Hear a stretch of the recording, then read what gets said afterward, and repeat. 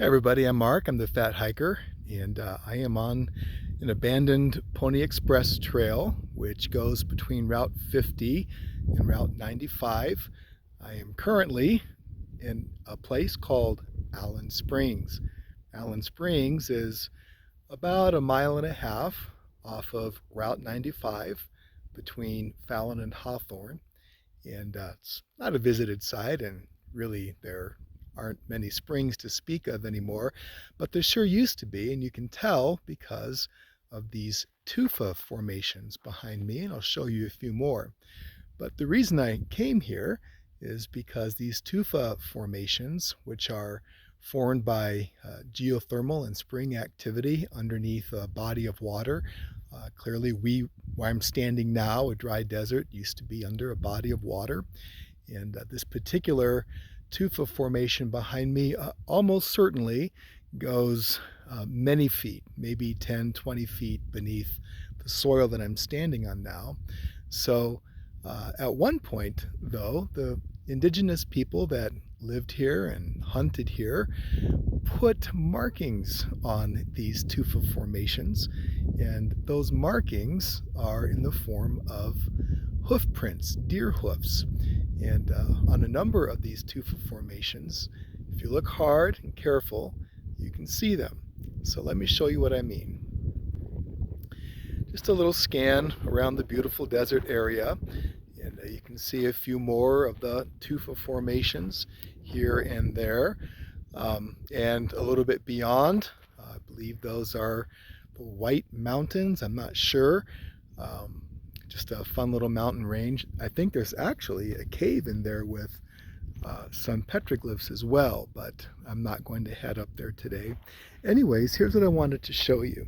So on this tufa formation, as you come around, you can see, again, this is hitting the bottom of the soil, but that was almost certainly, somewhere between 4 and 10 feet above the ground when people made these carvings. Now let's take a look at these. As you look very close, you can see these. This is a hoof print, and this is a hoof print, and this is a hoof print, and this one's a little hard to see, but this is a hoof print.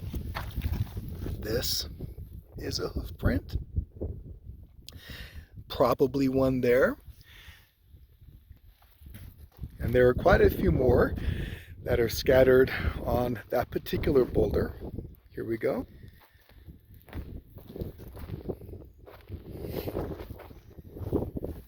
You can see there's actually a trail of prints that are going down the boulder.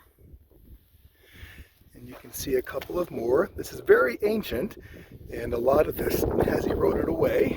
There's another. This might be another, it might be natural. Hard to say. So much of the rock face is no longer with us.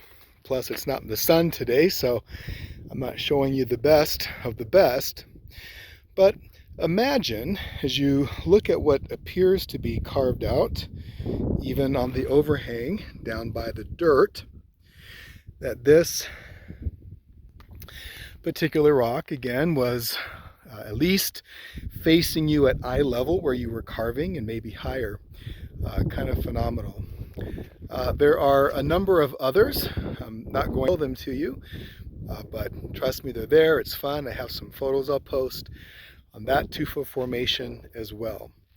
And again, if I had the time and inclination, I just might hike up there and try to find one of the places where people would rest from the heat of the hot sun, at a level that at one point, by the way, was actually shoreline for an ancient Lahontan Sea. Well, thank you, friends, for joining another little trip with the Fat Hiker.